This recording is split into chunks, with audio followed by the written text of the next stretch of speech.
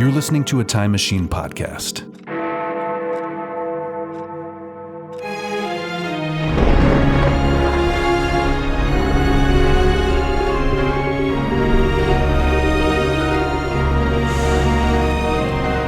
Old Movie Time Machine. An adventure through time and or space.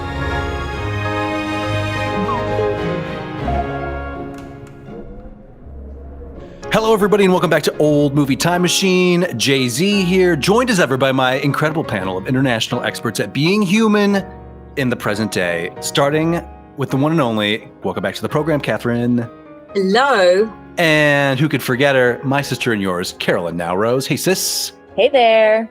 And of course, our Shrishy Boo, she is on assignment right now. She is deep, undercover, exploring some things in a different timeline. We'll get caught up with her. Maybe she wanted to catch up with the end of Vertigo or something like that. I don't know where she's at, but she has taken a day off, and that is quite all right. So you're such a taskmaster. Like we've got to put these things in advance, our requests for time off. I know. And, we have a system in place for that. Nobody uses it, of course. But I mean, you can just go put your dates in there. It will shoot me an email. I will be alerted. And then I will just have to approve that time off. That's all. I don't know why this is so hard. It's a simple 9-step process, but it is what it is. And here we are. Life rolls on. I know. I'm so stern though, right? I'm always like, travel through time over here. No. Over here now.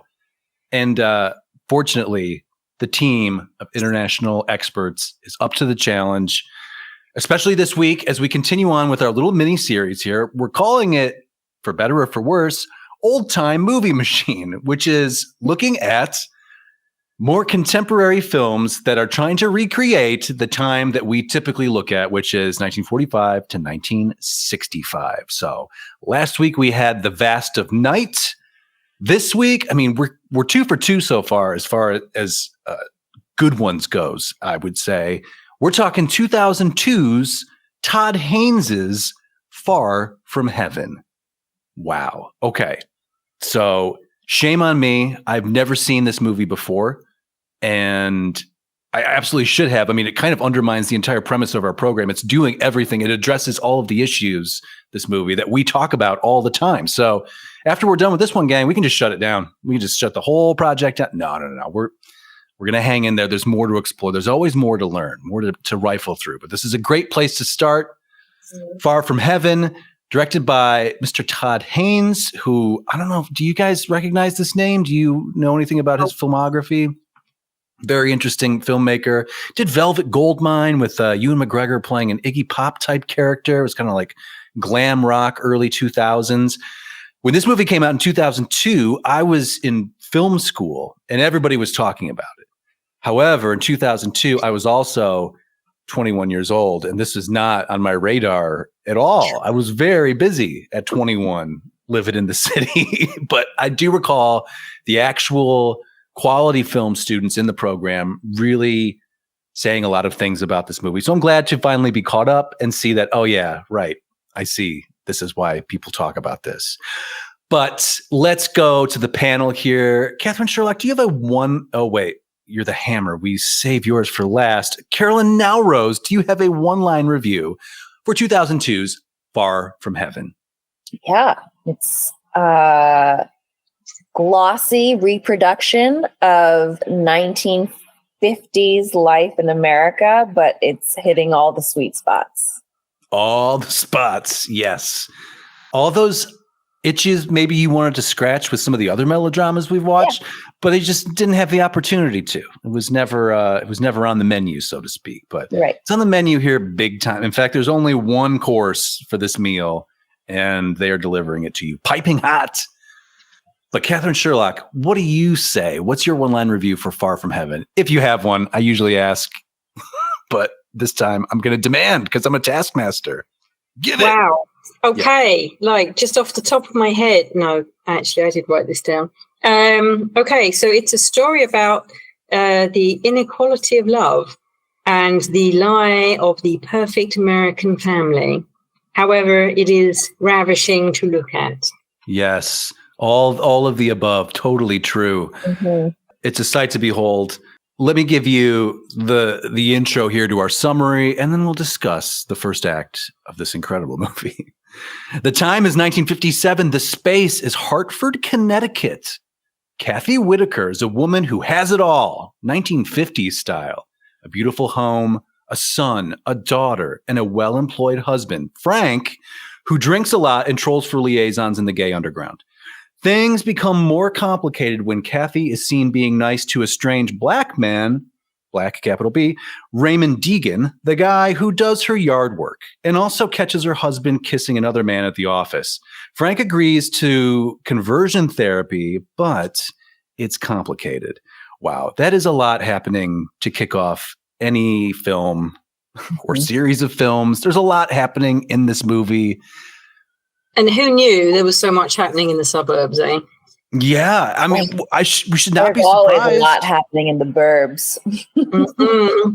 So, I mean, right off the bat, it's a great point, Catherine. I mean, as we look back, the entire purpose of this exercise is like, how close are these modern filmmakers getting to the real deal? I think aesthetically and lifestyle-wise, it's all there. But as far as what they're talking about here with race relations and queerness in the 1950s, it's pretty amazing, right? I mean, it's... Yeah, I think just one of those issues would have been like a hot topic to hit, but like both in the same film, and to actually pull that off. Yes, but I think it was necessary to do that in order to like divest Julianne Moore's character of like any responsibility to her marriage. Because if her husband were cheating on her with a woman, it would somehow be a failing on her part as a wife, or she would feel that, or that would be somehow implied. Not that that's true, but with him being gay, then it has nothing to do with her. And there's no place for him in society to tap into that part of himself. So I guess, how do we think that this is an accurate portrayal of at least some slices of life in this time? I mean, this has to be the case. I'm really curious as to what the actual numbers might be. I'm sure that's something we can never know, but similar situations surely arose during this time period in real life that would be, normally addressed. We would address them in films today like this, but back in the day, that's a no-go. We should say that this is a direct pull from all the Douglas Sirk melodramas that we've been watching. So they even had like a golden rain tree branch. They had a golden, yes. They call it the golden. In my head, I kept hearing that drop. Yes, of course. One of the great all-time drops. They call it the golden rain tree. They call it the golden rain tree, and he's absolutely right. And is this a modern hard reboot of All That Heaven Allows? Oh, yeah, it is. And yet whereas that movie dealt with middle age and being a woman in society, being a widow in society in that day and age and what that means, and also taps into class issues. It's doing all the same things. It's just dancing around the real issues that Americans were facing, which are race relations and equality for all, no matter what your stripe is, I think that this movie, In Far From Heaven, gave a little bit more of a realistic ending, as in it wasn't tied up with a pretty bow. We're like, okay, we're going to be together now in some like idealized world. She's going to be by herself. Yeah, I mean, it's another twist on this format that we are now so accustomed to. Is the fact that there's not really a happy ending. Frank gets the happy ending of all the people. I was going to say, yeah, the men, they managed to find a way and to be together, but it's an absolute no-no for a white woman and a black man to be together in this time. Anywhere, it sounds like, because he's moving somewhere like totally out of like that area. And this is taking place in Connecticut, which is very north. Right. But as this film, I think, really gets at portraying is that, okay, yes, we're liberal in the North, but at the same time, communities are not diverse. They're still not mixed together. Your minority folks are servants to the white upper echelon. Yeah, they are still the help. Yeah, they're still They're still. And I mean, Kathy treats them, absolutely as if they are on the same level. But she's almost the only one in the neighborhood who does. Everybody else is like looking out for things to. She simultaneously manages to be both the most of that time type of person, but also the most out of time person for that time as well. She has all the hallmarks that we see with the Jane Wyman character that we have seen in Magnificent Obsession and All That Heaven Allows, and similar roles. But yes, she doesn't seem to think twice about it. It's not a question for her whether or not she should support the NAACP or whether she should talk to the help. But her friends seem to question her on that. Oh, definitely. All the time. Yeah. Which is something that, is just an interesting theme. And obviously they need to weave that in somehow in this film to make this particular storyline makes sense. Is that like, okay, well, she's not your average gossiping housewife in the burbs. She's got a conscience and is concerned with some of the bigger themes of the day. And I'm curious, it's one of the things that they don't really dig into very much is why that should be for this character. Like, I wonder where that comes from. Do they ever make any reference to her background, to why that should be? I mean, it's the only thing. I mean, it's interesting for her being the star of the film. We get almost the least out of her internally. What's that? We get the least amount of information about her other than she's a wife and a mother, and she has to play hostess. So she has all these household responsibilities that she has to take care of. But we don't know anything about her family, her background. I mean, this is also a couple of years before Mad Men. Yes. But this film is, you can tell, is like a precursor. Like, I'm almost positive they must have watched this and like, we could make a whole TV show out of this, asking these same questions. Like, what's the backstory on the wife? Why would she be that way? Because that look, the feel, the houses in Connecticut, the way the office looks at Magnatech, etc., all like it's very specific to this time period. Definitely. And the way that this film is shot, it's a complete mirror of the vintage films of this strain of melodrama. I mean, I fell in love with it almost immediately because it opens with the exact same opening of All That Heaven Allows, where we're looking at branches on a tree and swooping down over a town square, and we're following these beautiful, immaculately preserved classic cars. Not to be too car heavy or anything, but the cars look fucking fresh off the lot. They look incredible. I was actually wondering about, and watching that opening, like, okay, what was the production value of this film? Because it's period, and they needed the cars, the clothes. The clothes are obviously made and color coordinated.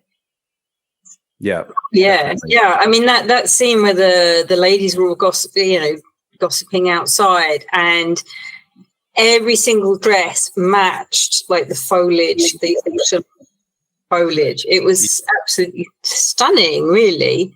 Yeah, the way it was done. They nail the color palette perfectly. Everything is super saturated and just of a shade or hue that you do not see in modern times. I wish we did, but the only thing I really felt that was missing from this film, that All That Heaven Allows gave us, was sort of like the New England barn / mill vibes and some buffalo plaid. Like, we didn't get any sort of like true outdoorsy moments of like, let's snuggle up by this fire and Kathy doesn't get her converted mill barn lifestyle that maybe I just feel bad for Kathy at the end of this. So I'm like, oh God, this is going to be a lonely life for her.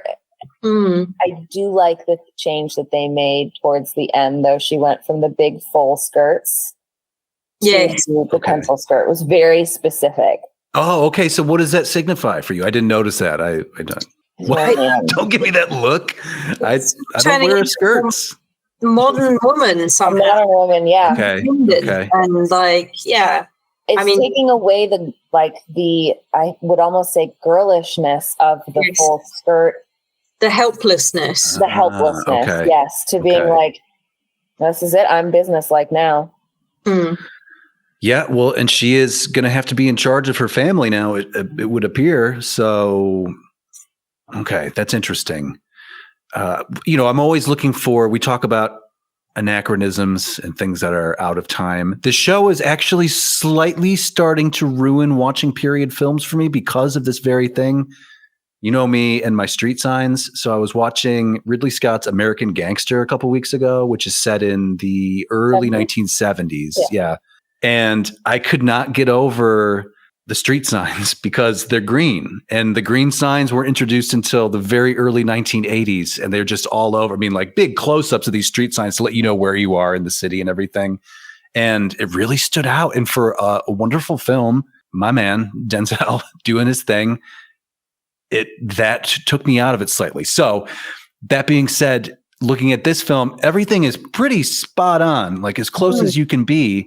The only thing that I noticed, I'm curious what you guys think, is that in Kathy and Frank's bedroom, they have one bed, which I feel like, I wonder if that more accurately reflects the reality of how couples lived back then, or did they just miss the fact that everybody sleeps in separate beds back in the day? Didn't they have separate bedrooms, I thought? Because at one point she literally tucks him in like a baby. She does tuck him in. You're right. Yeah, and then she leaves, and I didn't know whether she was leaving into a different bedroom, but that's true. Maybe they have in her suite where it's. Sometimes I'd like to have two separate beds.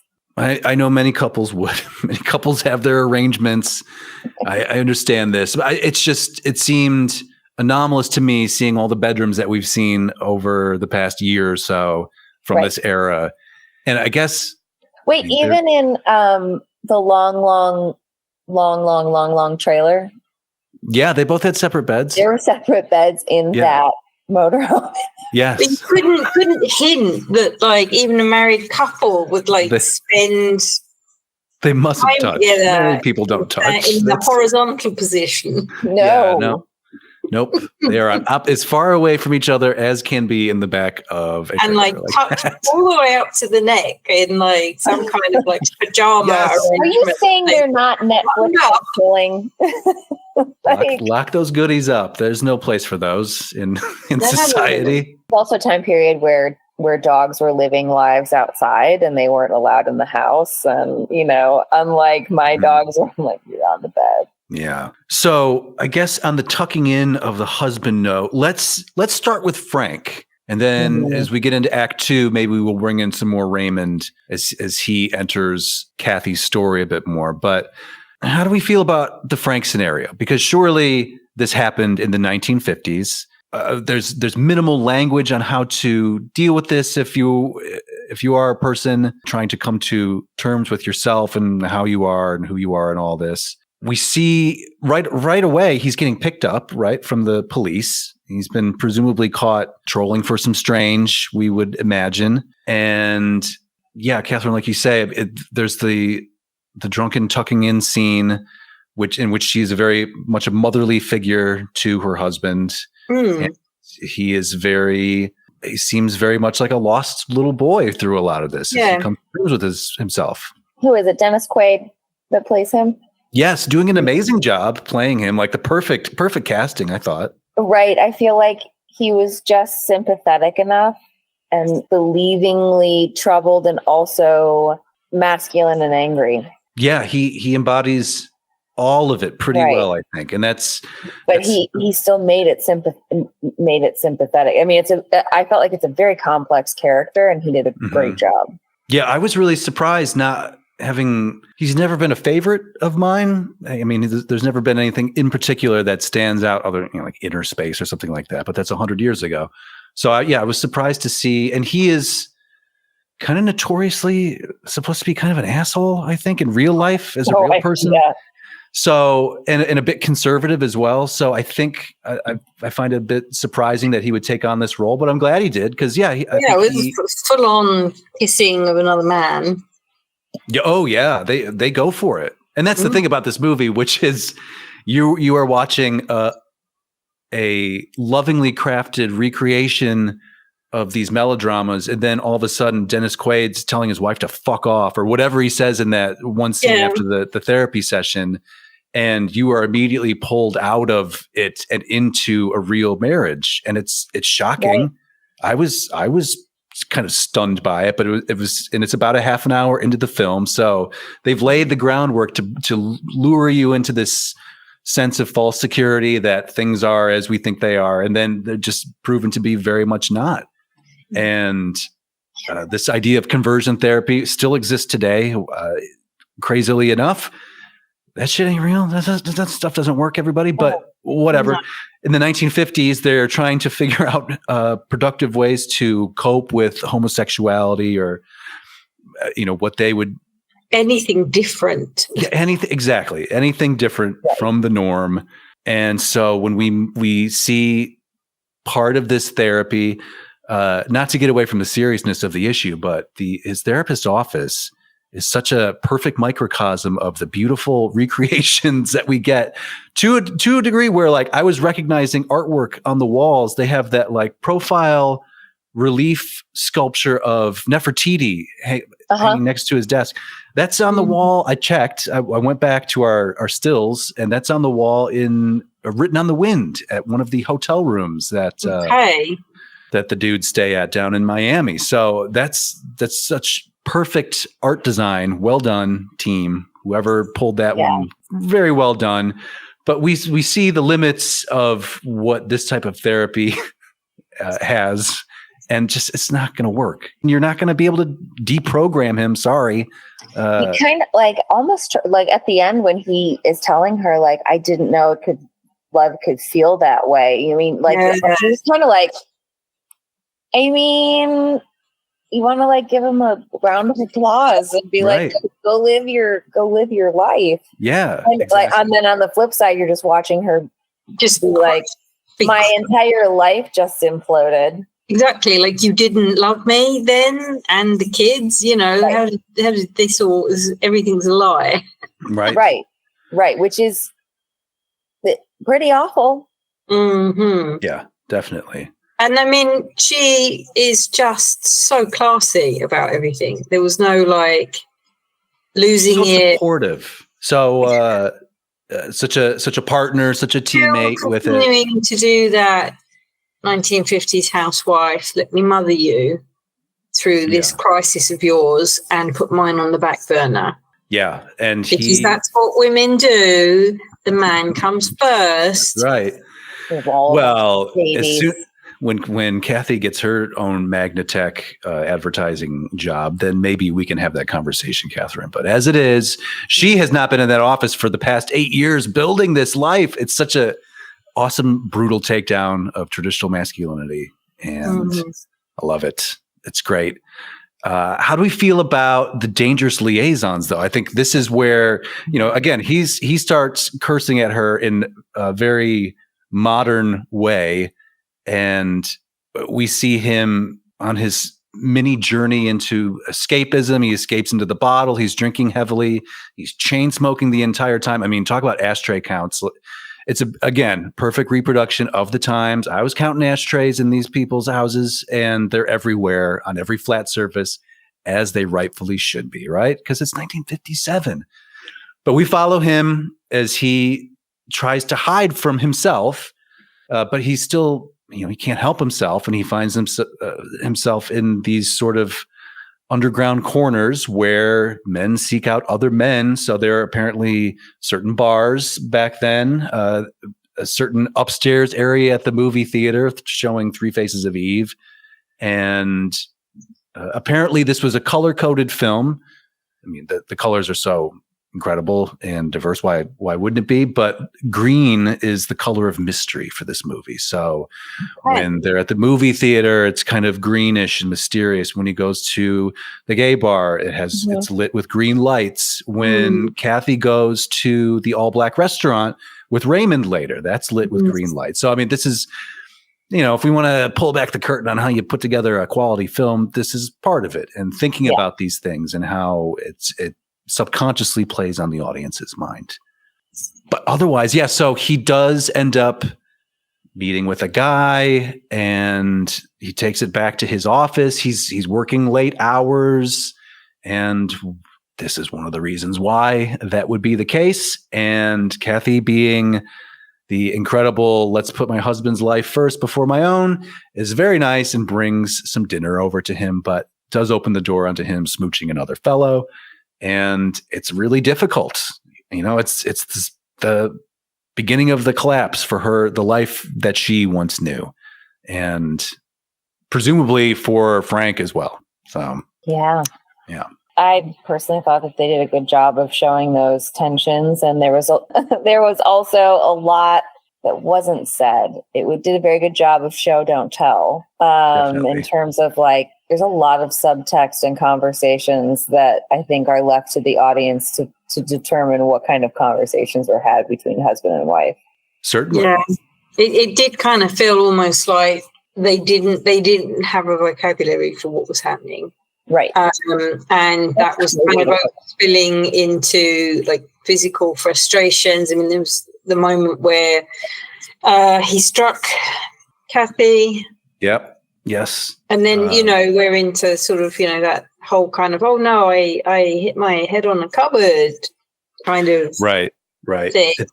It's another one of those shocking, they wouldn't have shown this back then, or at least not presented it in the same way. It would have been a more, come to your senses, woman, but not when your boner isn't working. Yeah, it's like the whole visuals and setup were of that time, but the storytelling was definitely modern. And that was almost a bit shocking, given, I think, our background in watching original films from that era. Yeah. You're almost a little bit like, ooh. Right. Yes. Right. It's a shocking thing to see under those circumstances that we're so familiar with now. And I think you kind of get that reaction from the neighbors. I'm just thinking about the scenes with Julianne Moore's character. What is her name? I'm blanking. Kathy. Kathy and Mr. Deegan. Mm-hmm. It's when the other people are watching, when the neighbors and the other ladies of the neighborhood are watching them, they're like, oh yes. Oh my goodness. They can't believe it. To them. Yeah. And it's an incredible setup that they do to bring in Raymond, where, all of this is going to impact Kathy's life. Kathy is seen, as we see in the beginning of the film, as sort of paragon of the modern 1950s woman running a household. And she has the successful husband. And really, of course, because it's the 50s, we're going to frame her successes through the lens of her husband's successes. And, it's of course, Frank, he's doing an incredible job, but so much of this comes down to you too, allowing him to do an incredible job, and your house is perfect. And they seem to be living the ideal. And so we have an amazing home bar. They have an amazing home, everything. That's an incredible house. A beautiful house. Yes. Spectacular. It's but I'm just saying, the fact that they legit have a cocktail bar in their house. Yeah, with the wraparound bar with a countertop. That's nice. Yeah. Oh, yeah. I mean, all of it. It's a really nice bridging of the gap between big old classic 50s Hollywood set and big old classic 50s house. And it just takes the set and makes it into a real place. And that's nice to see. Obviously, a house meant for entertaining. Definitely, which they do. That era meant for entertaining, which they do.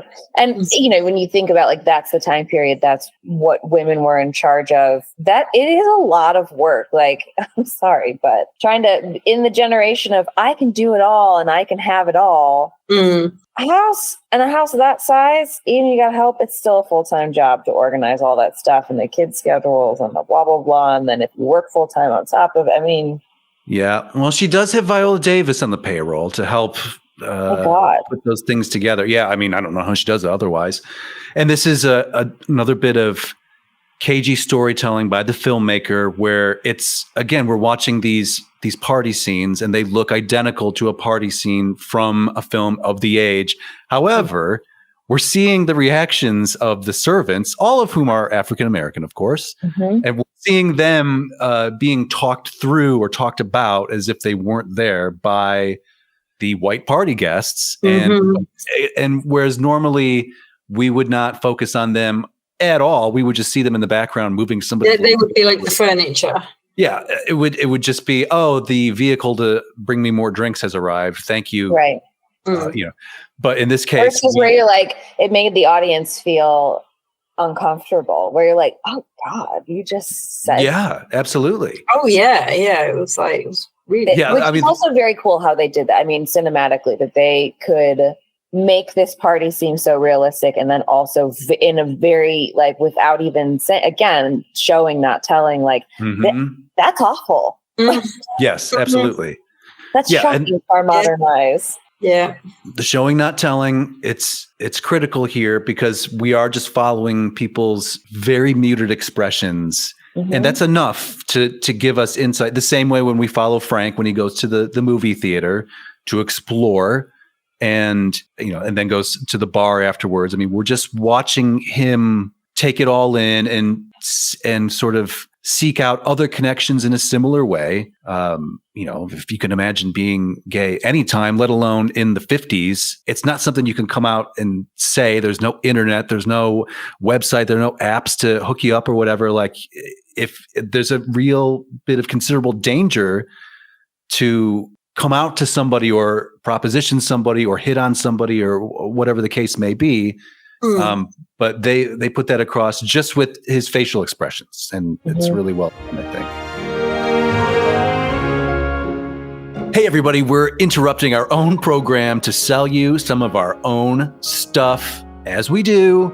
Over in the TeePublic store, the link is in the show notes, you guys. This week, I want to put some shine on our new design. It is a Shroudshire shirt. It's a Shroudshire shroud. And it's just, because we love the Munsters' homeland. We love where they come from in East Gasping in the old UK. I mean, Catherine, East Gasping, of course. Yeah, I mean, you fly through there all the time, right? Absolutely. Yeah. So, of course, who runs the business over in Shroudshire? But nobody but the Griffin. So it's got a fabulous Griffin design on it. Says Shroudshire. I mean, it just tells people where your allegiances are. And that's what we want. You can get this on a t-shirt, tank top, a hooded sweatshirt, regular sweatshirt, crew neck, if you will. You can get it on coffee mugs. You can get it on a notebook. You can get it on a tote bag. And of course, I'm always trying to sell these big old flags. You can get it on a tapestry type thing, and you can have it. And you could maybe even make it into a flag, raise it up on your flagpole underneath the old Stars and Stripes, of course. Come on, everybody. It's old movie time machine. We're looking at American life over here, except when we're not. So if you do that, go buy 1 to 3 of each of those items featuring our new Shroudshire design. And if you do, we're going to thank you, just like we will right now. Thank you. Thank you. Thank you. Great job, team. And now back to the show. But let's get more into the meat and potatoes here. I mean, that's just the first half hour. That's a crazy amount of things to happen. Kathy runs into Raymond at a modern art show and causes a scandal by treating him like a human. She is shunned by her normal circle. Frank continues unraveling, drinking more and performing poorly at work and in bed. He is unable to become aroused and hits Kathy. She is destroyed by this, and only a trip out with Raymond helps to distract her.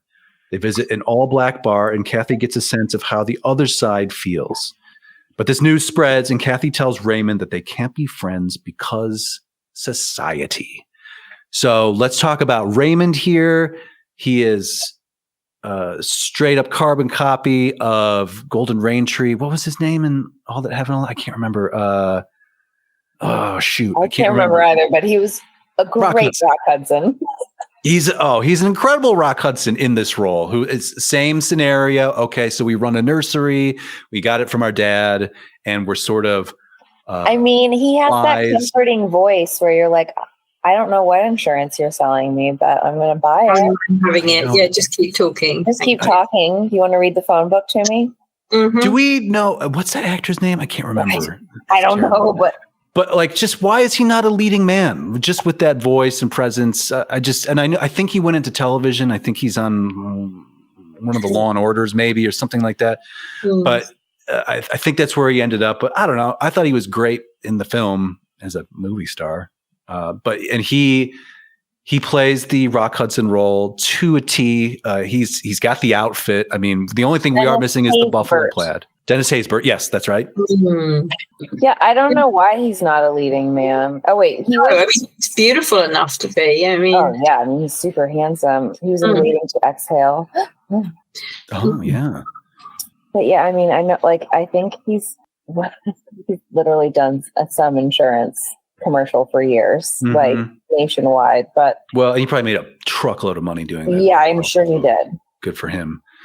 Because that is the voice of Allstate Insurance, as far as I'm concerned. Right. Like, I can hear it in my head.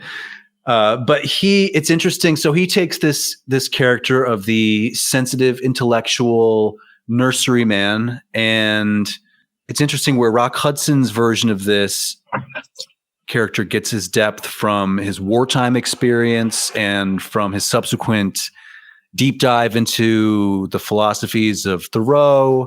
And this is his sort of hidden wisdom that he can share with the world. In this case, it's just the fact that Raymond is a black man in 1950s America. That his experience of being that person at that time is what kind of gives him more wisdom. Like it didn't take a war, and it doesn't take a philosophy degree. It's just living in this world, and it's a powerful performance. Yeah, absolutely. And again, just very classy as a character.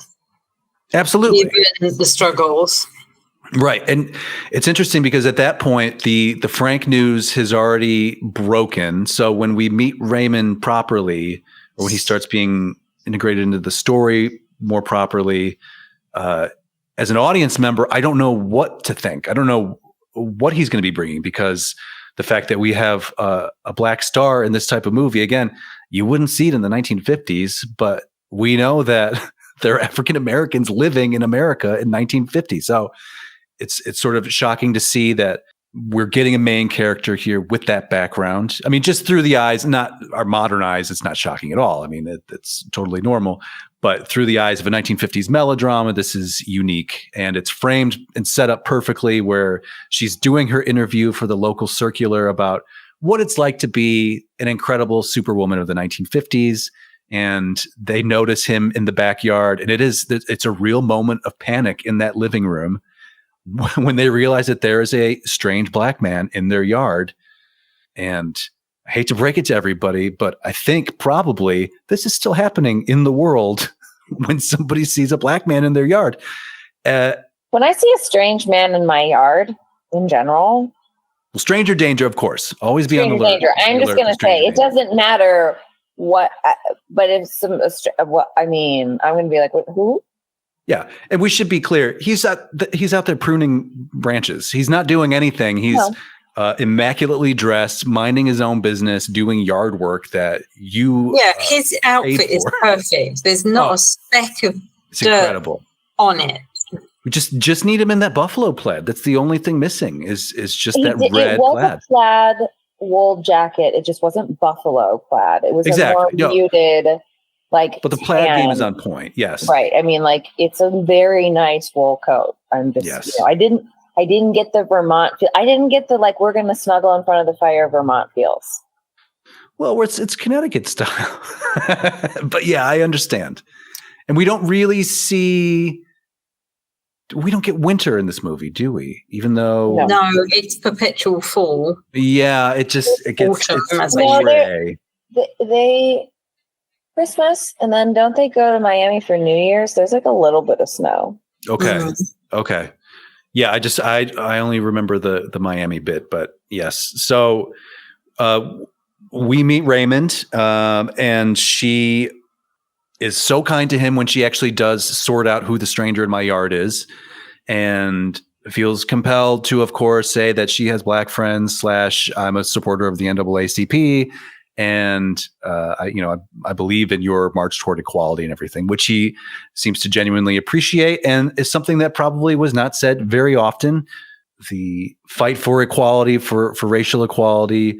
Of course, there were white people supporting this, but I imagine, as we see in this film, that it was probably difficult for some of them, because as we see in the movie, as soon as she starts talking to the black man, the entire town is abuzz.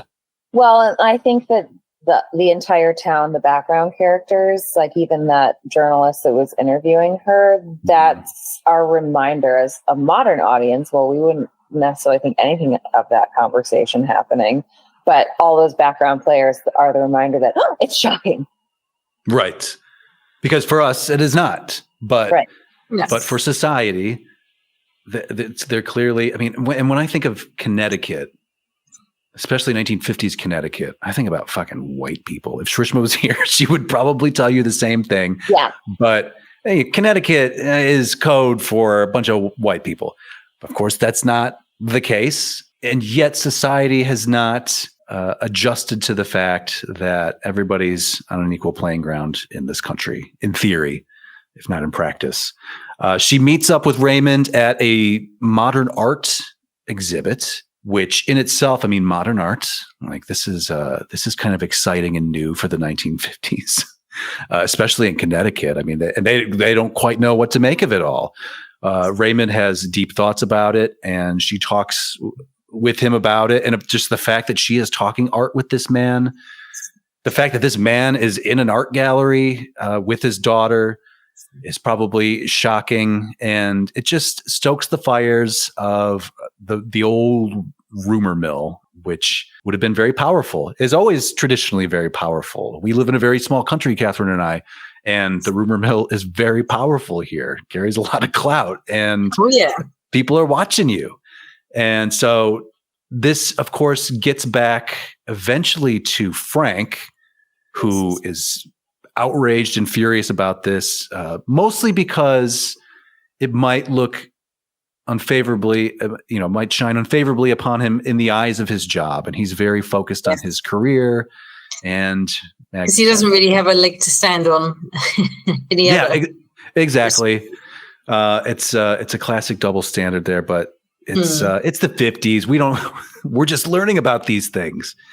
Now we talked about the party where Frank tries to make love to his wife and it doesn't work. And he is frustrated by this, and he hits her as she tries to console him. And it's another one of those shocking moments that, again, yanks us out of the 50s reverie that we've allowed ourselves into. But at that point in the film, all bets are off, really. You don't know what's going to happen.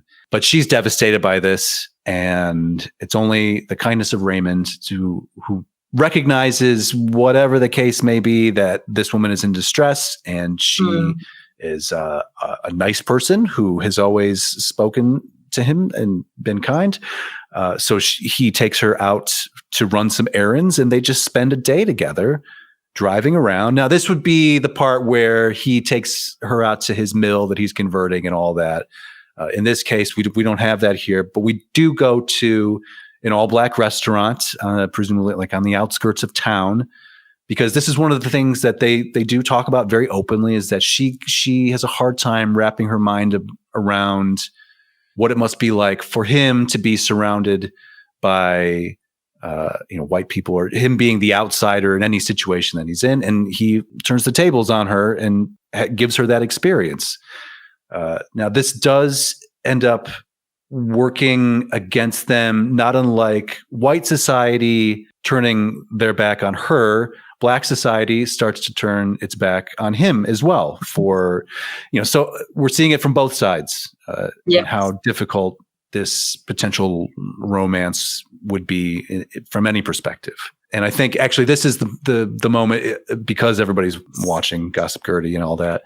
They're all watching everybody all the time. They see her go to this restaurant, which must be a known quantity of what it is like. And that really gets the old rumor mill cranking. So, yes, and it causes problems.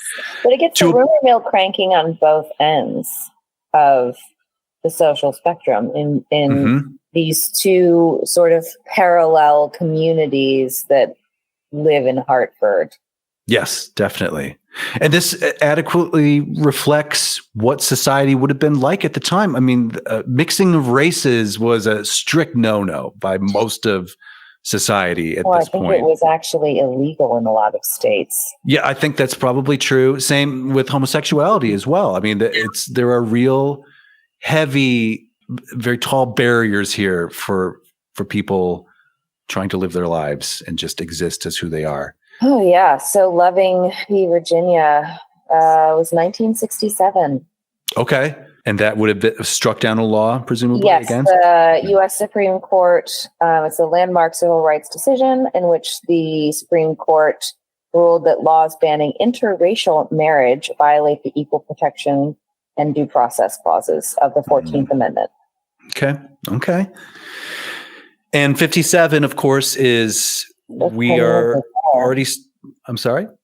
Just saying, like, this would be 10 years before this case. So yes, and this is a fight for equality that really, I mean, we still fight it today, but this particular battle of this time, I mean, it is like a 20-year process, starting with, and they make reference to the integration of the schools in the South. I think somebody, makes reference to that in the film. Interesting, interesting historical note. So that particular case is one that's in Virginia, where I live, and Virginia was basically saying, like, oh no, you're violating our. It was called like the Racial Integrity Act of 1924. The Racial Integrity Act of right. But in Virginia, if you had like one drop of black, you're black, right? Mm-hmm. You were still considered white if you were a descendant of Pocahontas and John Smith, or Pocahontas and not John Smith. Who am I talking about? Her like second or first husband, whatever, whoever she had, I can't remember his name. But that's such a big part of Virginia history. They're like, well, but if we're like talking about indigenous people, then that doesn't really count if it's Pocahontas. Let's go to Act 3 here. Kathy and Frank vacation in Miami to heal, but he ends up falling in love with another man and confesses he wants a divorce. Meanwhile, Raymond's daughter is harassed by some white boys, and Raymond makes plans to move away for a better life. Kathy is further destroyed by this, and Raymond's feeling that they will never work. She sees them off at the train station, and they part ways, presumably forever. So let's start with Miami. It's a classic. Dad comes home. We're going to fix everything. We're going to take a big vacation. Big vacay. Going to just erase that me belting you across the face thing and my boner not working and, all the things involved with that. We're just it doesn't matter because we're going on vacation. Actually, work has invited me to take some time off because I am fucking unraveling over here. As an alcoholic, closeted gay man. And so we're going to go to Miami, which is the most 1950s destination you could possibly choose. We saw this written on the wind, of course. Believe me, you're not sterile, but your boner's not going to work, right? I mean, that's the whole deal here. Right. So they go down to Miami and they're just vacationing and it's totally normal. We have an incredible scene where a little black boy tries to get into the swimming pool and not only are all of the white people at the white people pool just shocked and outraged and stunned and get out of the pool. The water is now dirty. Exactly. Right. Everyone exits the pool and you're like, awful. No, terrible. But also totally realistic. I mean, especially in Miami, in the South, the American South in the 1950s, right. It's Jim Crow. It's still, if you're black, you can't go take a shit in a white man's toilet. It's that level of ridiculous. Don't drink out of the same water fountain. It's that thing in the 20th century, the middle of the 20th century. Things that we're still trying to unwind in the U.S. And the fact that the person who pulls the boy out of the pool is another African-American man who works at the hotel and clearly has the measure of what a no-no this is at the white pool, because he scolds this little boy like he's his own and is himself shocked that the kid would be so bold as to go swim in the white people's pool. Just further illustrating how ingrained this behavior is and how it affects people trying to live their lives as they are. So we have that, but we also have a lot of, again, eye acting from Dennis Quaid as he tries to tear himself away from the handsome young man who is giving him the bedroom eyes, and then eventually does follow him back to the hotel room where they have an affair. And it's the same guy, right, that he falls in love with? Is this the same man? Okay. So, and that's not really, we don't young, I think, the lad. Yeah, very. Yeah. Yeah, it seems like early 20s maybe. Yeah. And maybe his being in the early 20s, as opposed to being more entrenched in middle age in a more traditional background, maybe he indicates that, there's a new generation around the corner coming who would not be so hung up with these things. I don't know. We don't get too much more background into this because it is more Kathy's story, but apparently Frank maintains relations with this man somehow because he realizes that he's in love with him, and he has this incredible, powerful scene where he breaks down and confesses his love for this man to his wife and says that he would like a divorce. And again, this is, Kathy's life as she knows it is totally unmoored and is just spiraling at this point. So you have this element combined with her love for Raymond, who she actually has to have the awful conversation of, I don't think I can be friends with you anymore, just because, it's not because of how I feel, but because of how the world feels. They don't want this, and it makes it more difficult for both of us. And while Kathy is white, she is also a woman in 1957. So she is also battling her own prejudices and trying to break free from the box that we put around people at that time. So it is all terrible.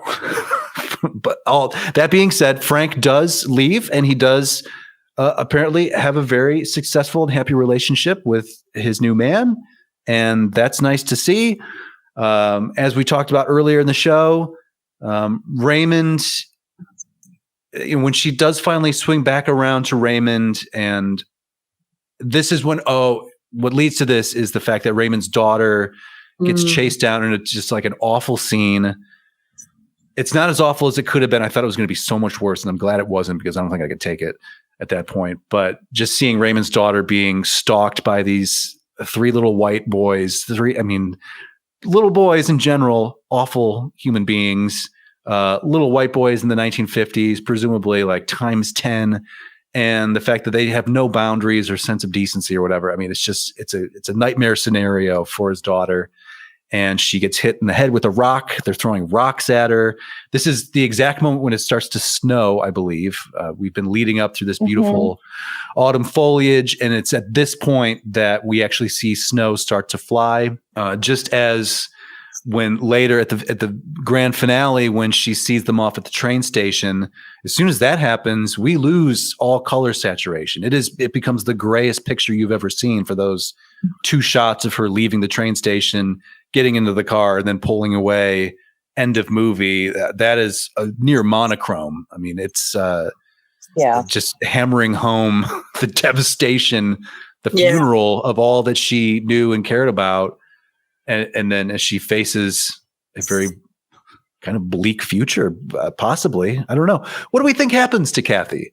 Let's do some speculation here. Where does she go from here after the end of this movie, where her and Raymond cannot be together? He does move his daughter away to try to start over again, because he is also being shunned, as we said, by his own community.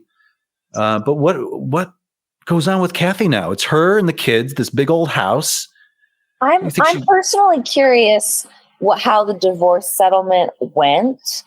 Is there alimony? Is there, does Frank keep working at Magnatech? Does he move somewhere else? Like, Yeah, so it's a like good question. I was sitting there thinking like, how are we going to be keeping up this lifestyle? I don't think they can, because I think at some point when she's confessing to her friend about what's happening and what have you, I think her friend asks, if there are any savings, and she says no, nothing to speak of. Oh yeah. So there's kind of the asset is the house.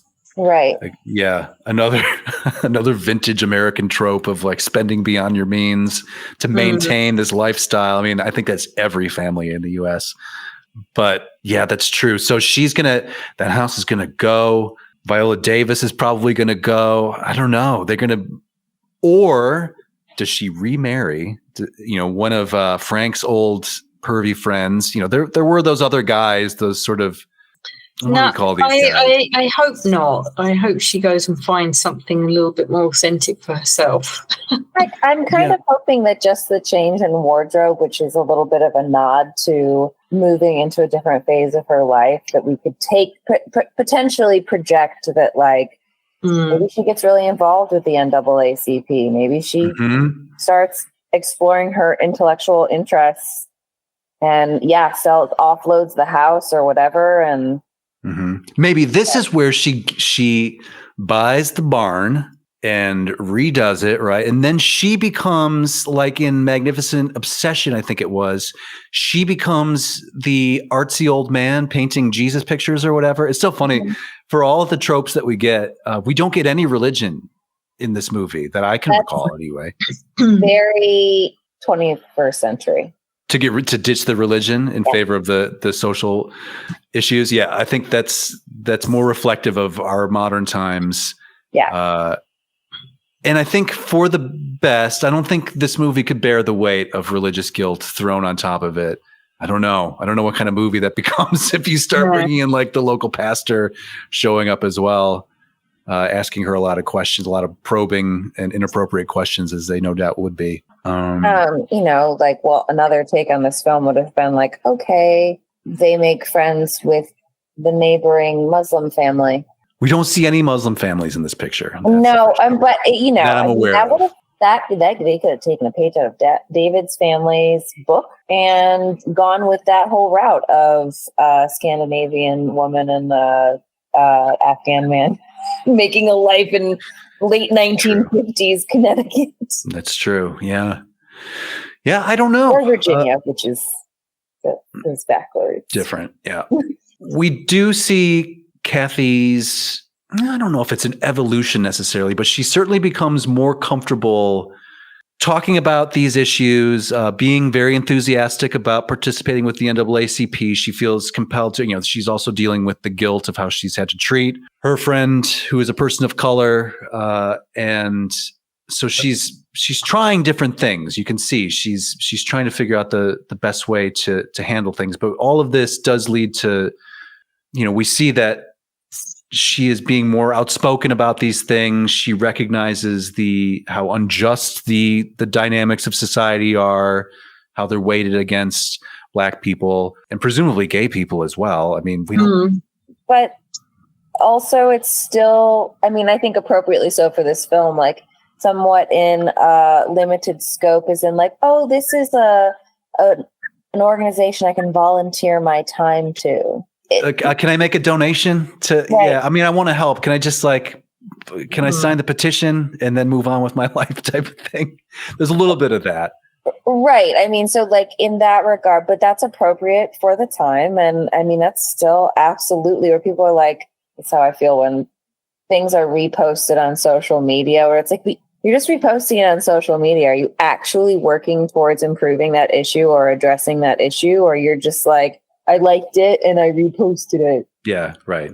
Those are my virtue signals and they're enough. So I checked the box. She seems to give a shit though. She seems to really care and be interested. So to her credit there, but I think all this leads to maybe she's not marching in Washington in support of civil rights or anything like that, but I could see her definitely selling the suburban house, maybe living a more artsy lifestyle and tapping into herself and her own feminine powers, and maybe becoming she becomes a witch. It's like in Bell, Book, and Candle. Exactly. In the East. And is on the vanguard of like beatnik 1960s leading into the Cultural Revolution. Maybe this is it. Her kids will probably be fascinatingly maladjusted. Oh, yeah. Those kids are on a journey themselves. Let's talk about the kids real quick before we wrap it up. Do you think the kids go and stay with dad? Oh, that's a great question, because like this is what I'm like.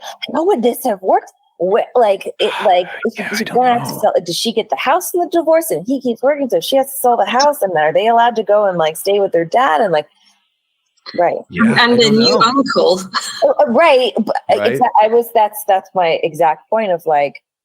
Nowadays, you wouldn't think twice about it. It'd be like, okay. Yeah, exactly. I think they would figure it out. They seem communicative. I mean, they're having all the tough conversations as a couple that would typically be avoided maybe in that place and time. I can't imagine the actual conversations would have actually happened in the time. You don't think what would have happened at the time? I don't think the conversations would have to Catherine's point, I don't think they had a vocabulary to have those conversations. And I think this movie probably takes some liberties with, in a 21st century sense, how we do have a vocabulary to talk about it. Because I mean, this was going on well into the late, not just mid, but late 20th century. Yeah. Late. Yeah. Like so late where it was the 21st century. Right. It might actually be the 21st century. Yeah. The conversations. So I'm just like pointing out with that particular dynamic. I'm glad the movie goes there, but I don't think in the time period, if that was happening, that those conversations were even being approached. Yeah, that might be the true fiction of this fictional film. Because let's be real here, we've noted it time and time again. People in the 1950s, they're drinking all goddamn day. They're not making peak decisions. They're not making the most optimal decisions ever. Also, the gender dynamic is the man's in charge and the woman supports the man. The end. That goes for. And oddly enough, we see the man falling apart in this film, and the woman is the most capable, she's stable, open-minded of all the characters. It's incredible. Yeah. And a testament to the power of you bright women. Testament to let's revise history slightly. Just slightly. Yeah, right. Because probably if this was real, he's knocking her around all the time, half in the bag, getting beejers in the back of the theater and not telling anybody, just living double, triple lives, and also securing the new television account. Taking a lot of work trips. Yeah, tons of work trips. Yeah, sure. Many work trips. Sales conventions. Yeah. So, but I mean, that's the long and the short of it, you guys. That's far from heaven. And indeed, life for Kathy Whitaker was far from heaven, right? I think for all of us. Great talk. Far from heaven. But let's ask the ultimate question here. Carolyn Naoroz. 2002's Todd Haynes' Julianne Moore's Far From Heaven, a melodrama for modern eyes. But do we keep watching this thing? Yes. Do we?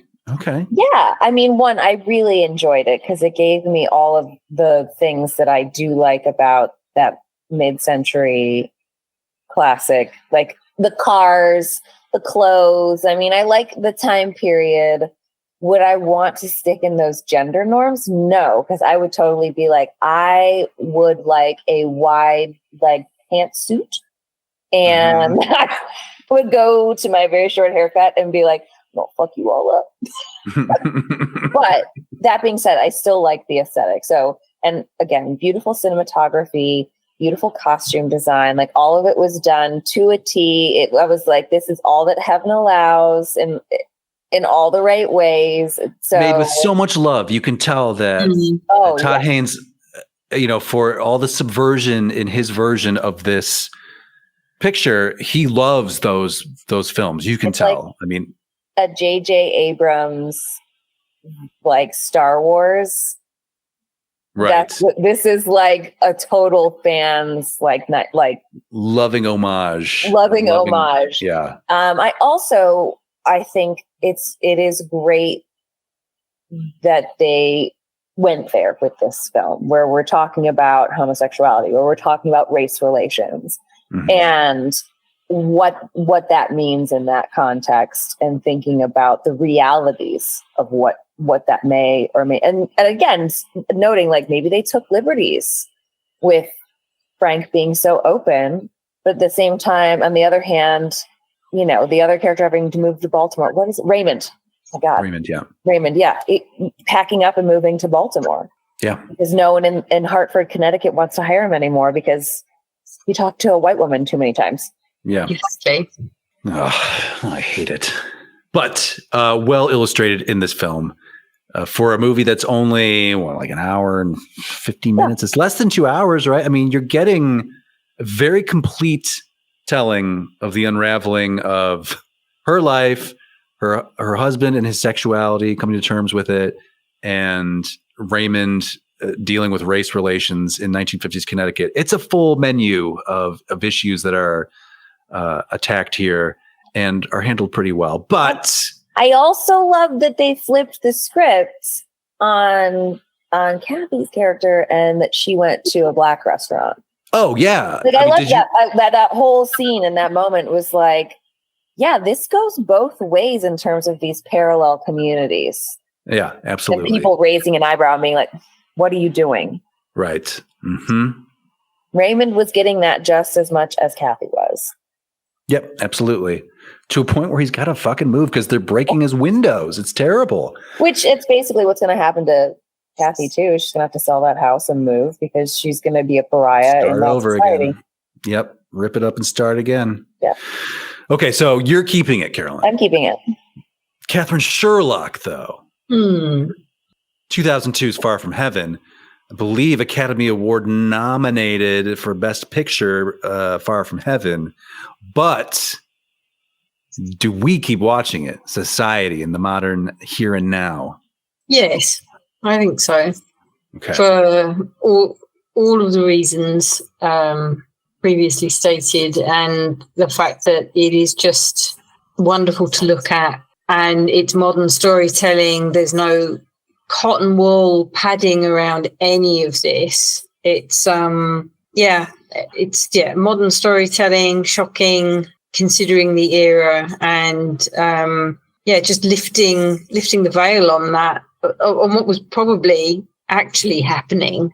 Exactly. Rather than the fantasy that's, we've all been spoon-fed from Hollywood of that era. Mm-hmm. And those fantasies being built around, as we talked about, class issues and, can a woman marry her gardener and things like that, a bit frothier than the actual social issues of the time. It's very telling now to go back and think of the drama of those pictures after seeing this movie, because they do seem kind of trite and frivolous in comparison to what these real people are doing. So it's a yes from you. It's a yes for me. I was so surprised and delighted by how this played out. I'd never seen it before, and agree with everything everybody says. And it's just nice to see a beautifully filmed homage also give you the extra, which is we're going to yank the rug out on all these characters in very plausible ways, but ways that they were not mature enough to deal with back in the day. And it's fantastic. So yeah, Far From Heaven.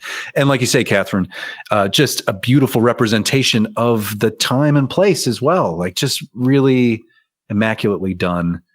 Will we ever find out about the queen size bed in Frank's bedroom, or like what their sleeping arrangement is? Right. I don't know. I'm up for a sequel though, whenever they want to make it. Let's set it in, say, 1965 3 man's favorite sport era, and let's catch up with Kathy and see where she's at now. The kids are off at boarding school. She is a proto hippie beatnik, maybe smoking a jazz cigarette while she paints her abstract work out in the barn. That's what I'd like to see. I don't know. She's going to be an organic farmer. Yeah. Oh, she's definitely doing some of that too. And she's using her mill wheel as a kitchen table. She's repurposing a lot of things. It's all very eco-friendly. About 1 cow, about 12 chickens. Yeah. She raises her own chickens, of course, and barefoot for a lot of it too. Probably big old dirty sundresses. I don't know. We're way off script at this point. Let's do with us. Yeah. Well, okay. So this is the question now. For all of our adventures through time, when we travel through the window of time, here through a double lens of the window of the early 2000s, looking back on the 1950s, and we're in 2023, of course. So I guess we didn't really talk about it, but early 2000s, gay people still fighting for rights to be treated equally. 9/11 with Black people. Yes. So, I mean, same year as 9/11. And right, and this is immediately after 9/11, so that's a whole other set of circumstances to gaze at this through. So all of these issues are still being worked on when this movie comes out to show, hey, isn't it crazy how things were back then, and isn't it crazy how things still kind of are right now? We're just not as if it had been made blatantly. after, they probably would have gone with the Muslim family that moves in next door. Yeah, possibly, quite possibly.